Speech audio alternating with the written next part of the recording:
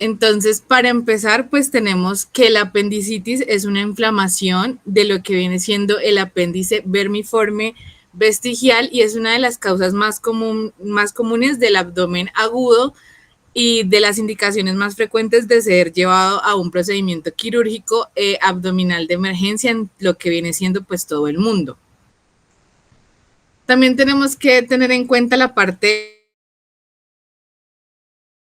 de la anatomía, es una continuación del ciego y se encuentra aproximadamente a 2,5 centímetros por debajo de la válvula iliocecal o también conocida como la válvula de Bowin.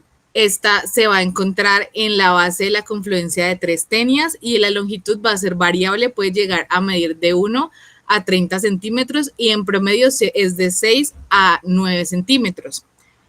Tenemos varias variantes anatómicas como lo son el apéndice preilial, que es un 1%, el posilial en un 1%, el retrocecal, que es el más común en un 65%, el apéndice pélvico en un 31% y el subcecal en un 3%.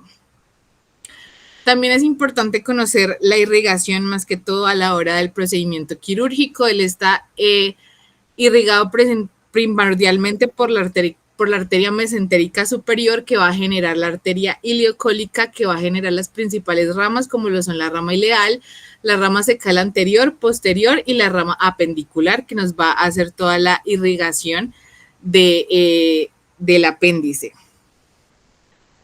Hablando ya un poquito más de lo que viene siendo la epidemiología, pues a grosso modo es una incidencia de aproximadamente 100 por cada 100,000 personas al año, en un 98 a unos 110 personas en América del Norte y en Europa. Y la tendencia temporal es que ha disminuido más que todo desde 1970 por razones desconocidas. Y el grupo etario que logra afectar más que todo, más frecuente, es en pacientes de 10 a 19 años y con menor incidencia en niños menores de 9 años. Sin embargo, hay casos de la apendicitis pediátrica que vamos a hablar más adelante. La diferencia por género, vamos a hablar de hombres versus mujeres. La incidencia pues a lo largo de la vida es un 8,6% en hombres versus un 6,7% en mujeres. Y vamos a darnos cuenta de que va a variar la incidencia si hablamos de una apendicitis perforada en general, aproximadamente 29 por cada 100,000 personas en el año. Cuando hablamos de Estados Unidos y Corea del Sur, y vamos a hablar de unas 45 a 50 personas por cada 100,000 habitantes en el resto del continente. La incidencia de apendicitis perforada por género es de 31 por cada 100,000 personas en el año en hombres y 25 por cada 100,000 personas en el año en mujeres, siendo que la consulta puede variar en el diagnóstico diferencial en las mujeres por ser un dolor confundido con causas ginecológicas o con otro diagnóstico diferencial que vamos a hablar más adelante. La epidemiología de esto en Colombia, basándonos pues en este artículo hablaba de un análisis de datos de bases administrativas del Ministerio de Salud. Este artículo hablaba principalmente del 2024, donde hablaba de los casos diagnosticados de apendicitis en el último año. Hablaba cerca de 345,000 casos y un porcentaje en mujeres de un 51,8%. Teniendo una mortalidad mayor en hombres de un 0,56 versus un 0,51 y las ciudades con más procedimientos realizados eran Bogotá, Yopal, Popayán y Florencia. Cuando ya entramos a hablar de la etiología, tenemos que hablar de que principalmente va a haber una obstrucción de la luz apendicular por diferentes razones, lo cual nos va a generar una acumulación de moco y una proliferación bacteriana que me va a causar el aumento de la presión intraluminal por encima de 85. Y esto me logra causar una mayor distensión de la pared, una ulceración de la mucosa que me puede generar y llevar a una necrosis isquémica de la pared y en algunos casos hasta la perforación de la misma. La mayoría de las etiologías que tienen relación son la hiperplasia linfoidea en jóvenes, que es un 60% de las causas, un fecalito en adultos que logra ser un 35%, algunos cuerpos extraños, parásitos o en algunos casos hasta tumores. Tenemos que tener en cuenta de que pues el fecalito, el consumo de ciertas semillas o incluso la presencia de oxiuros de parásitos nos van a causar obstrucción, lo cual va a hacer de que haya una acumulación de moco y fluidos que me va a aumentar la presión de las paredes y me va a generar lo que el clásico dolor abdominal, lo cual ya empezaría a generar toda la cascada de inflamación y esto ya empezaría a aumentar la proliferación de crecimiento bacteriano y la respuesta celular local antes de ser generalizada y genera una isquemia, una necrosis y por último genera una ruptura que terminaría en una peritonitis.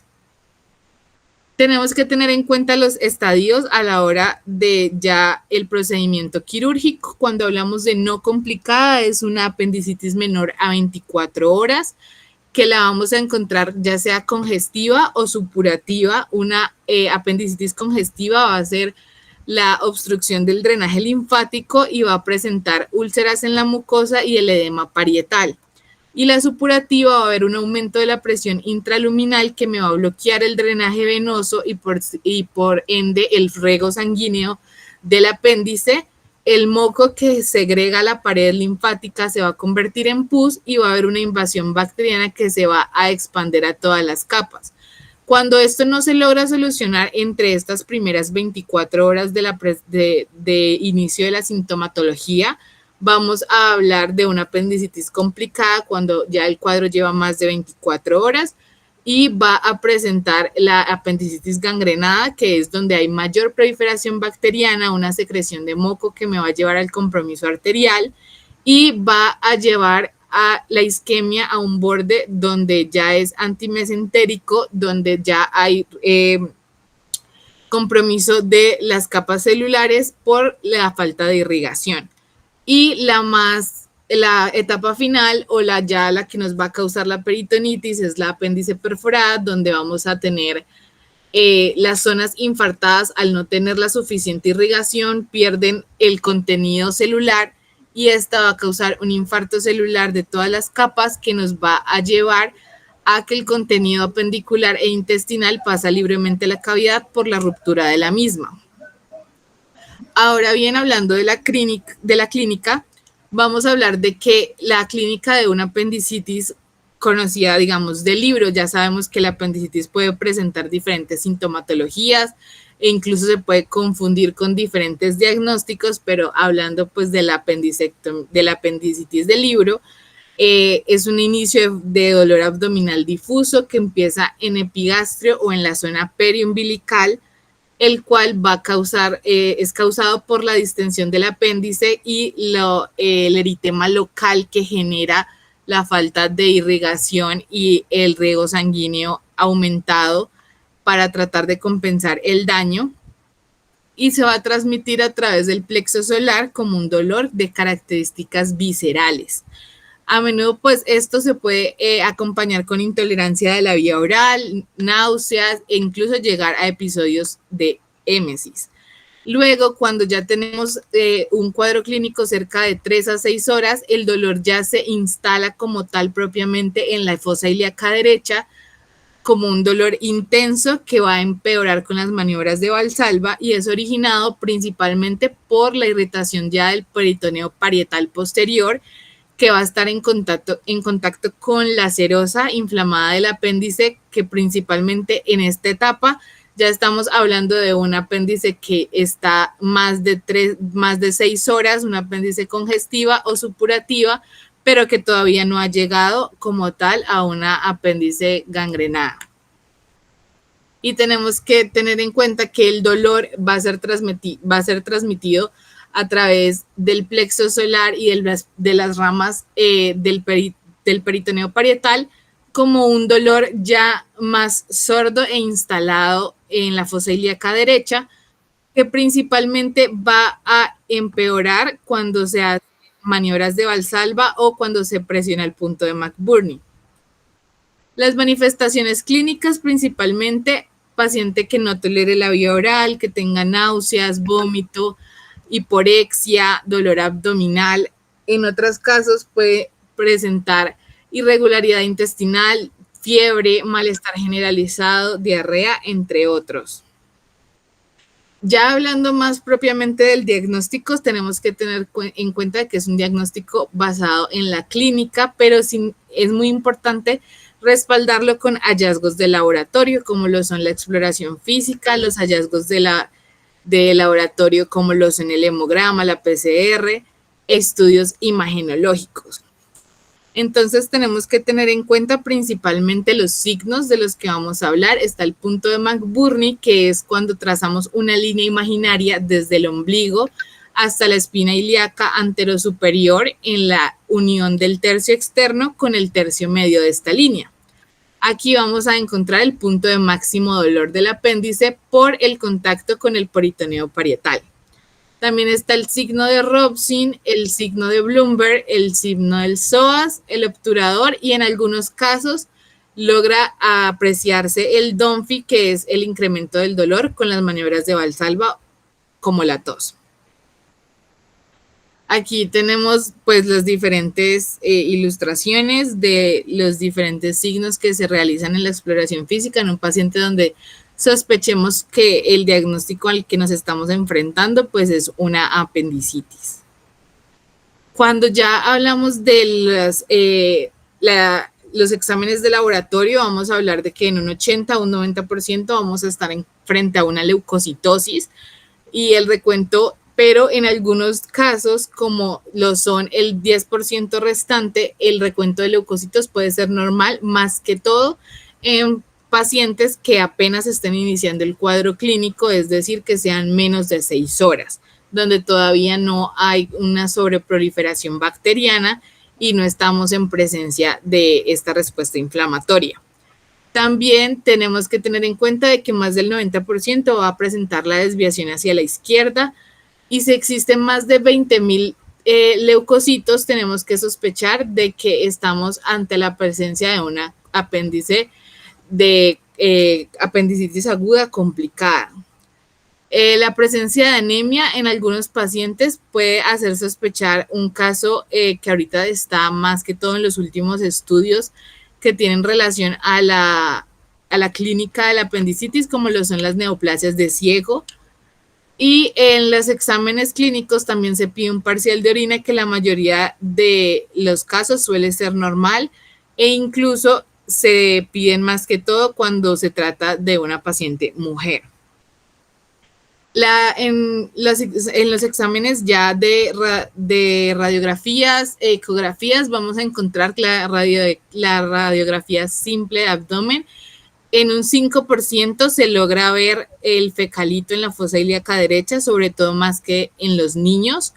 Y a veces logramos ver asas dilatadas. En la imagen se puede apreciar pues dónde está la flecha y logré señalar dónde se alcanza a ver el apéndice, donde ya está congestivo, pero sin embargo todavía no tiene signos de compresión, que vamos a hablar más adelante de eso.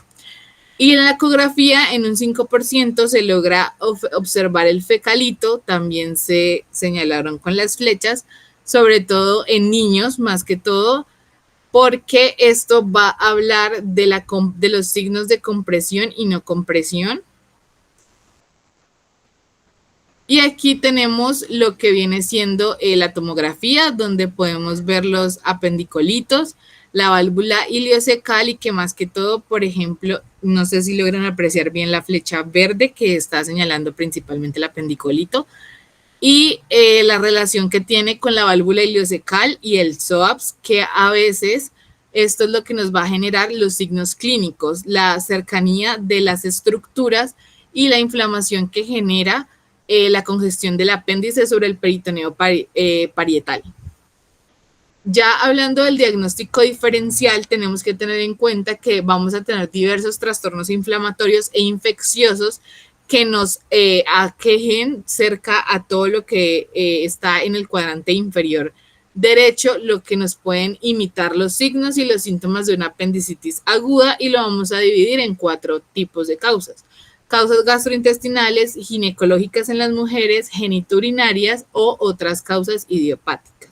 En la imagen de la derecha, pues podemos ver los 9 cuadrantes divididos e incluso pues por las estructuras que se encuentran en la fosa ilíaca derecha podría estar diferentes causas como digamos a la hora de hablar de las causas gastrointestinales. En algunos pacientes la sintomatología puede ser difusa e incluso imitar algunos signos como lo son los casos de diverticulitis o divertículos de Merkel, una ileitis aguda.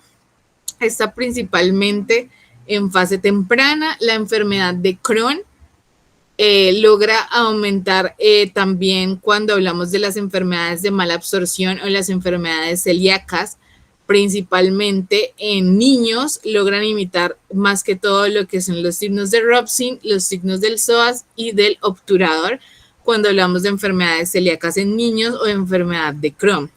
Y también podemos encontrar hernias que nos imiten los signos. Cuando hablamos de causas ginecológicas, hablamos de los abscesos tubováricos que nos pueden llegar a presentar clínica de un abdomen agudo, que pueden ser incluso quistes de ovarios, quistes ováricos rotos o torsiones ováricas, endometritis, una presencia de un embarazo ectópico, dolor a mitad del ciclo cuando hablamos de la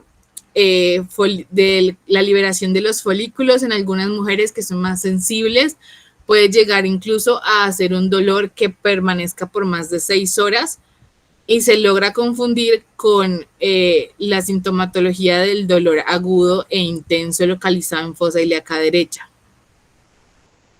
Cuando hablamos de causas geniturinarias, el cólico renal es una de las mayores patologías que logran imitar, a diferencia de que aquí vamos a encontrar la puñopercusión positiva y también la torsión testicular en hombres. Y ya las otras causas son anomalías congénitas como la intususcepción, el vólvulo, la malrotación intestinal, entre otras enfermedades como lo son el Helm-Tars y enfermedades genéticas que hacen que no haya un buen funcionamiento del intestino y hace que el apéndice, que tiene una función idiopáticamente no conocida, pero que se cree que la función del apéndice es autoinmune en estas enfermedades genéticas, lo que se toma como tal es una inflamación del apéndice cuando empieza a haber un mal funcionamiento de todo la parte del ciego y el colon. Ahora bien, vamos a tener las escalas. La más utilizada anteriormente era la escala de Alvarado, que clasificaba los signos, los síntomas y los hallazgos de laboratorio, y según esto pues hablábamos de diagnóstico compatible o diagnóstico probable. Pero ahora bien, ¿qué hago con tantas escalas? Como son la escala de Alvarado, la escala de Ripasa, la escala de Eyre o la escala de apendicitis en adultos. Entonces tenemos que tener en cuenta principalmente la sensibilidad y la especificidad de las escalas. La sensibilidad es la capacidad de estas escalas para detectar a los individuos enfermos y la especificidad es la capacidad de la escala para detectar a los individuos sanos. Teniendo ya eso claro, entonces tenemos de que la escala de Alvarado tiene una sensibilidad de un 82% y una especificidad del 81%. Cuando esta era la escala más utilizada era porque las demás no tenían suficientes bases científicas. Ahora bien, tenemos la escala del Eyre, que habla más que todo de la respuesta inflamatoria y es sensible en un 93%, pero es específica en un 83%. Y la que ahora, según las guías de Jerusalén, es la más recomendada por su alto nivel de sensibilidad y especificidad, es la escala de apendicitis en adultos. Entonces, pues tenemos la escala de Alvarado, que nos habla de los síntomas. Según si los presenta, vamos a sumar un punto, los signos y los laboratorios, y esto nos va a dar, si es de 1 a 4, una baja probabilidad, de 5 a 6 probablemente lo tenga, y mayor a 7 puntos, una alta probabilidad. Igual con esto se pide estudios complementarios y descartamos si es quirúrgico. En la escala de Eyre vamos a hablar de los síntomas. Si hay presencia del dolor en la fosa ilíaca derecha es un punto, si presenta vómitos otro punto. Si aquí van a valorar los signos, como lo son el signo del rebote o la resistencia de la, muscular en la fosa ilíaca derecha. Esto vamos a evaluar si es leve, 1 punto, si es moderado, 2 puntos, si es grave, 3 puntos. Y si presenta temperatura, sumamos 1 punto. De 1 a 4 es baja probabilidad, de 5 a 8 es indeterminado. Y aquí vamos a mandar imagen para confirmar. Y si es alta probabilidad, se lleva al paciente a cirugía. Y la escala que actualmente más se utiliza habla sobre los hallazgos y los síntomas, los resultados de laboratorio. Entonces, donde se va a hablar de que si es menor a 10 puntos, vamos a tener un riesgo bajo y el manejo va a ser médico. Si tenemos de 11 a 15 puntos, el riesgo es intermedio de apendicitis y se va a solicitar una imagen para confirmar diagnóstico. Y si es mayor a 16 puntos, vamos a tener un riesgo alto y lo mejor es llevar al paciente a cirugía. En pacientes pediátricos, según la Asociación Pediátrica de Cirugía Pediátrica, habla sobre la validación de la escala de Alvarado en pacientes que han presentado diferentes cuadros de apendicitis y habla también sobre cuál sería la escala a utilizar, y en pacientes pediátricos recomiendan utilizar la escala de Alvarado simplemente por la facilidad con la que se utiliza, porque no necesariamente la tienen que utilizar personas que tengan amplio conocimiento del manejo quirúrgico, sino que la pueden utilizar desde la consulta general. Y también habla sobre si de verdad vamos a acudir a un dolor abdominal en niños que no sea apendicitis. Entonces habla principalmente sobre que la escala de Alvarado vamos a tener los síntomas, vamos a tener los hallazgos de laboratorio para ver si es necesario llevarlo a cirugía o si se puede dar manejo médico. Pero en la revisión sistemática, que está en la parte de abajo, habla principalmente de que lo ideal es utilizar la escala de Alvarado acompañado de imágenes y acompañado de lo que viene siendo principalmente estudios de laboratorio y por lo mínimo una ecografía. Entonces, en conclusión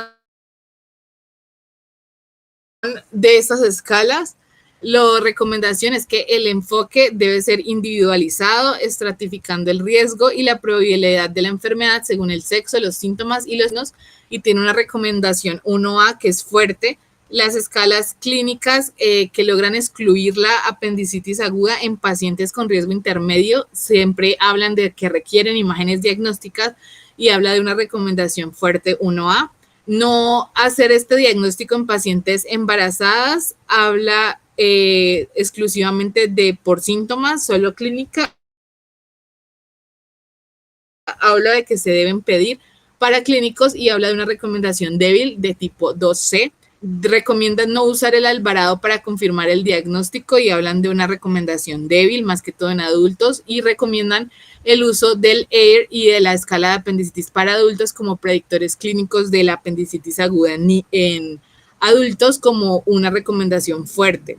Y en pacientes pediátricos con diagnóstico, para no realizar el diagnóstico clínico y utilizar una escala, recomiendan la escala de Alvarado.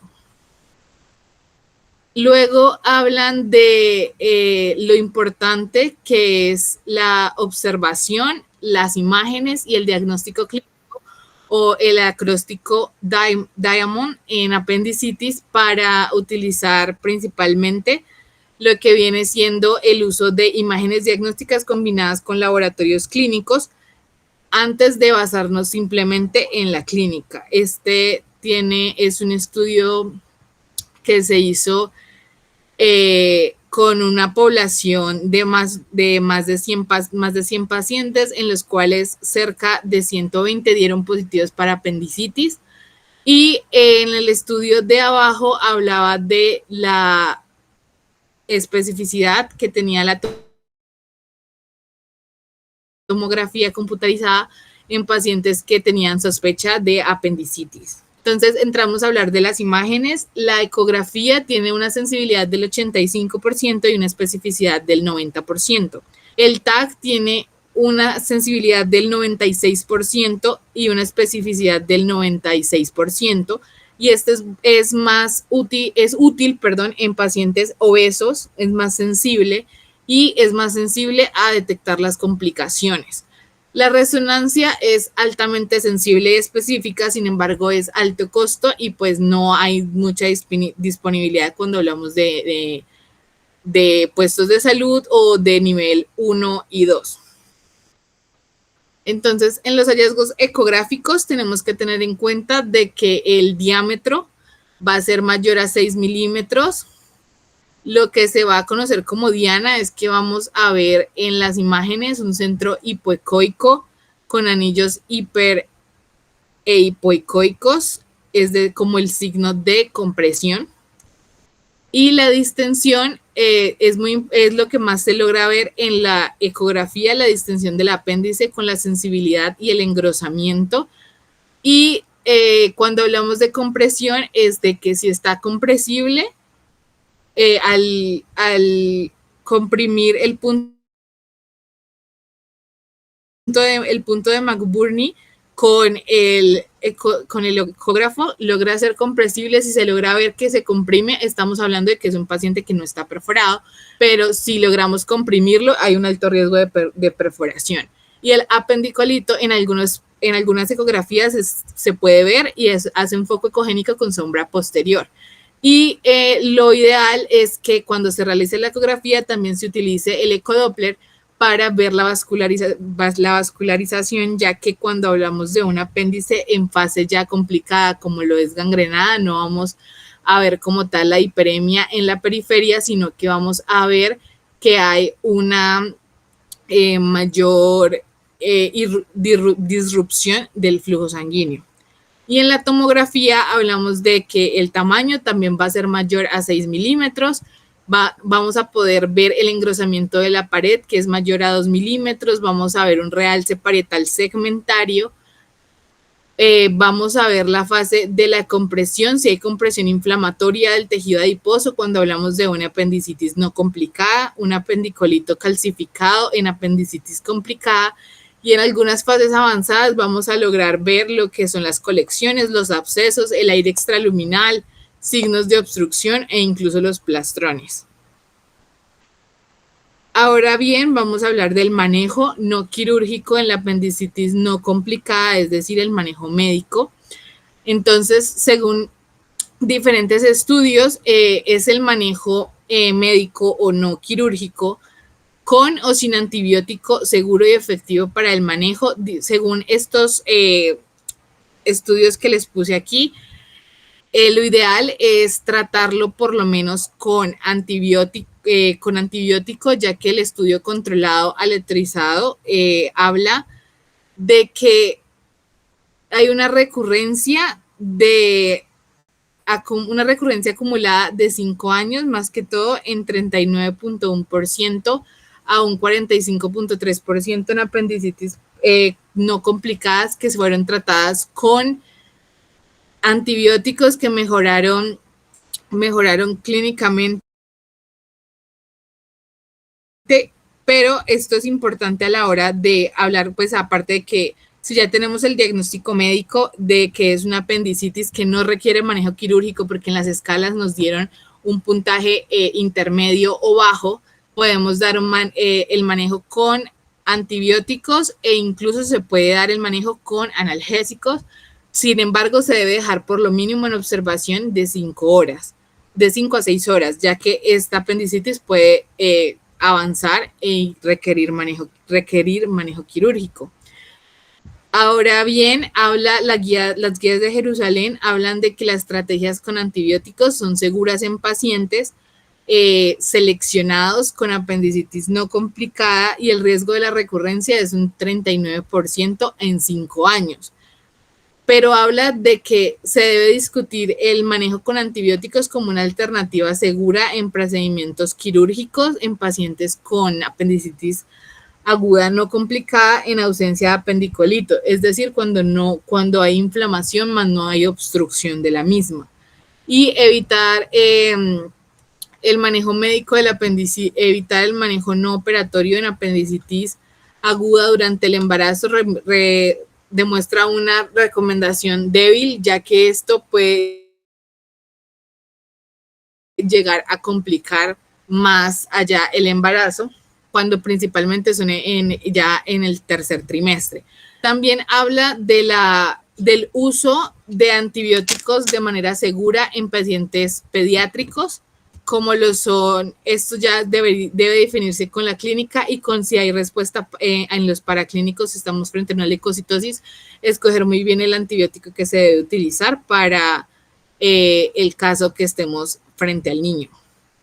Ahora bien, habla sobre cuál es el mejor manejo no quirúrgico en pacientes con apendicitis.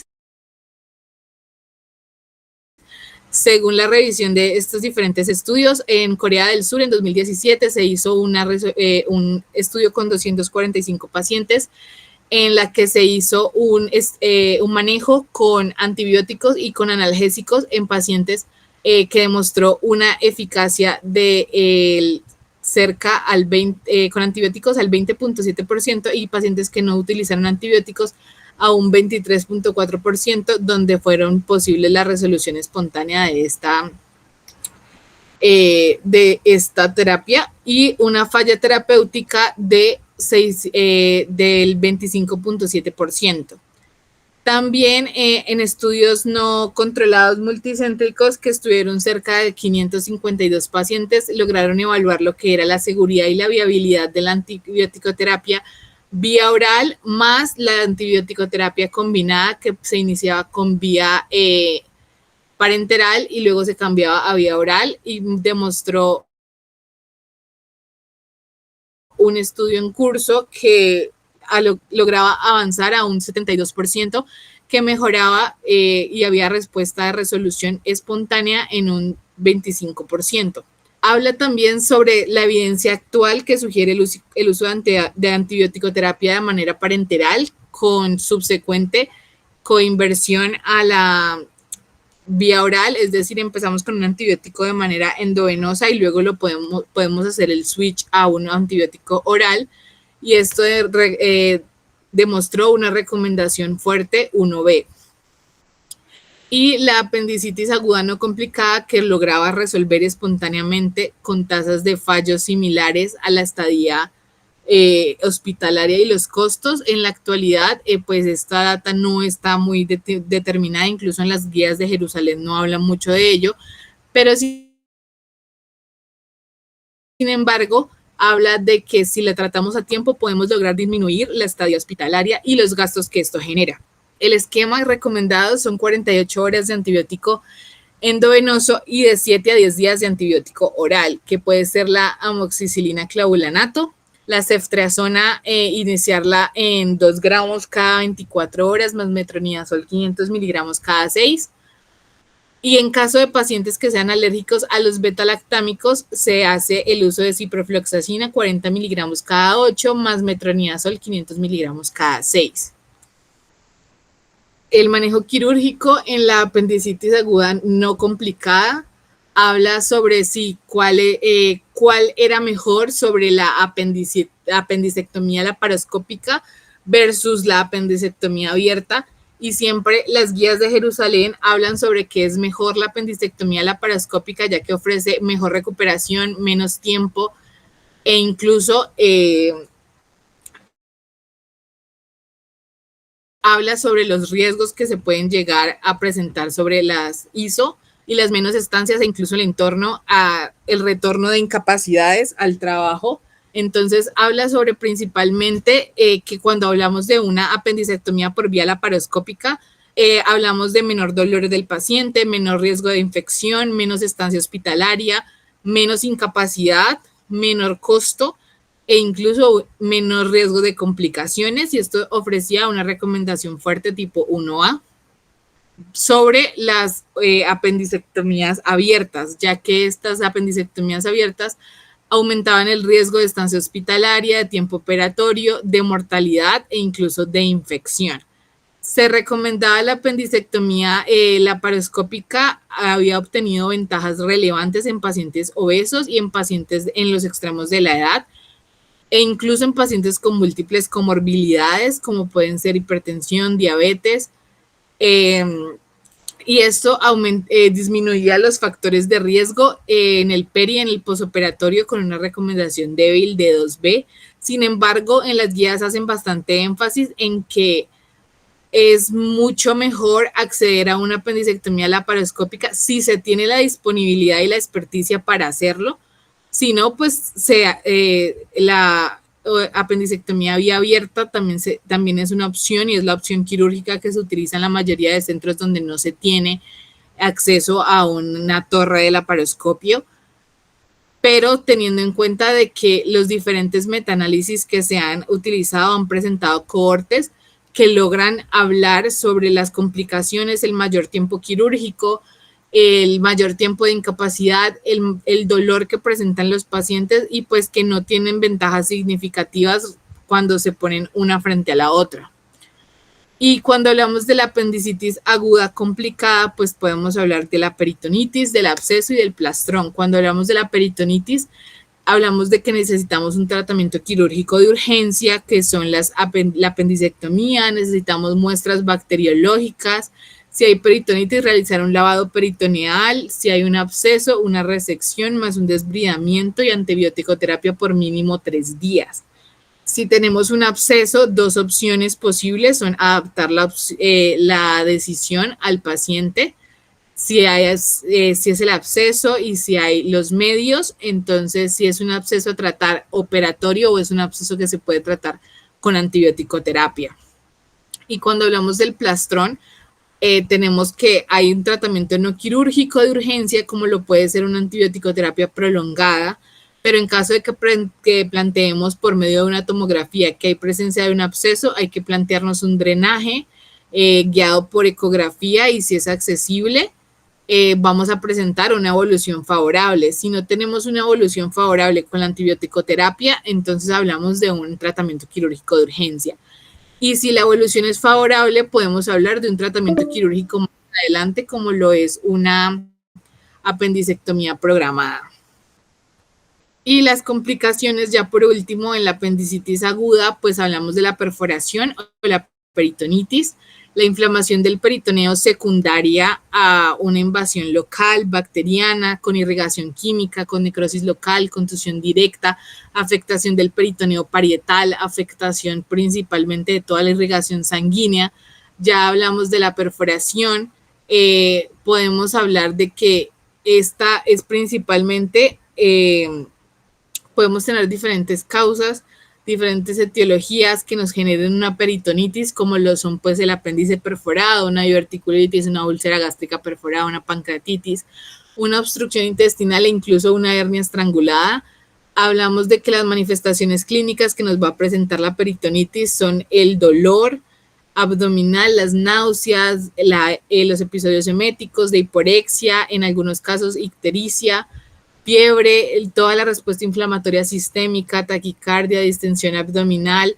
El diagnóstico principalmente va a ser historia clínica, signos radiológicos, signos de imágenes, laboratorios, y el manejo de la peritonitis siempre va a ser un lavado quirúrgico. Cuando hablamos del plastrón apendicular, hablamos de que esta es una variante que se puede presentar en la evolución de la apendicitis aguda, la cual el apéndice se va a cubrir entre los tejidos adyacentes, como lo son el intestino y el epiplón, logrando bloquear todo el proceso infeccioso y haciendo que no haya una reacción sistémica generalizada, sino local. La clínica es una masa dolorosa en fosa ilíaca derecha mal definida. El cuadro va a ser sugestivo de apendicitis aguda sin evidencia de peritonitis y más que todo de 5 a 7 días de evolución. Como yo les decía al inicio, la apendicitis aguda nos va a hablar de un trayecto de menor a 24 horas o mayor a 24 horas.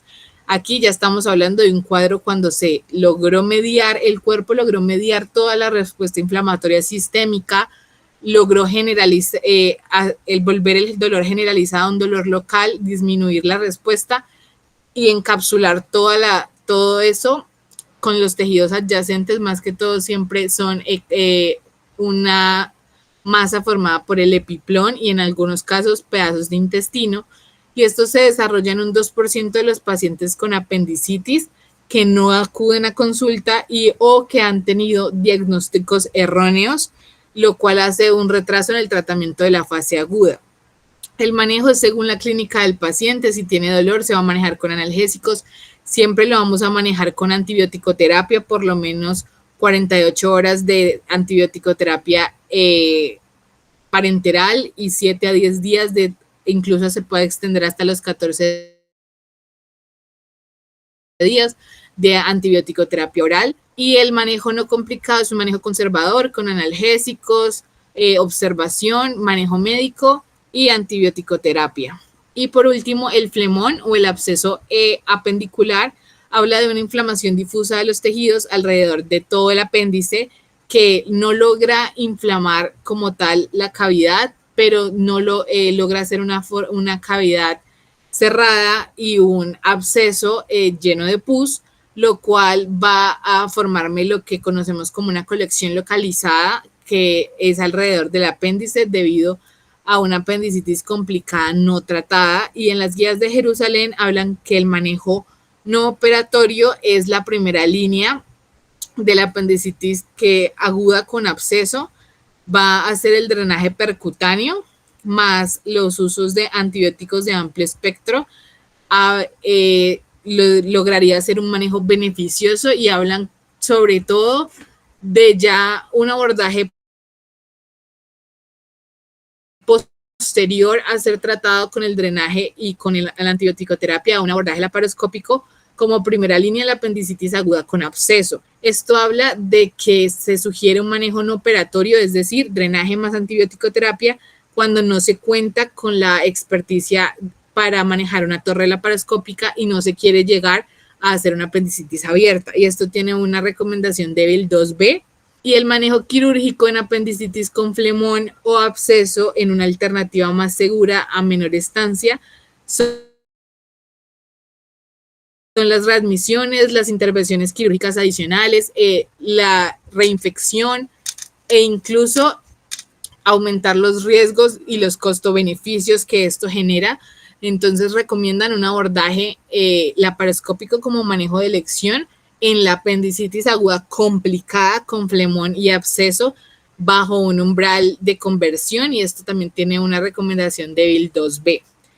Y ya para terminar, pues esta fue la revisión basada en las guías, en los últimos diferentes artículos que les mostré, que son de los 2 últimos años, que hablan pues de la eficacia de los manejos quirúrgicos versus los manejos médicos y el diagnóstico médico basado en las últimas escalas que recomienda la guía de Jerusalén.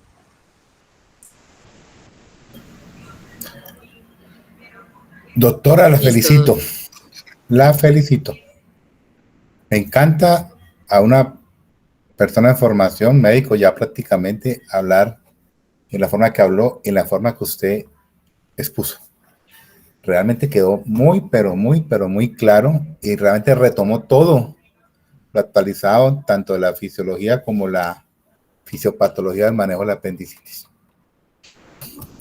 Muy bien, yo creo que fue una excelente revisión en base actual. Le hace muy claro que realmente el Alvarado es de uso en pediátricos, no lo usamos en adultos. La menor escala sigue siendo para sensibilidad y especificidad, sigue siendo el EAIR, que es apendicitis inflamatoria de respuesta, y la AAAS, que era apendicitis en adulto, SCORE.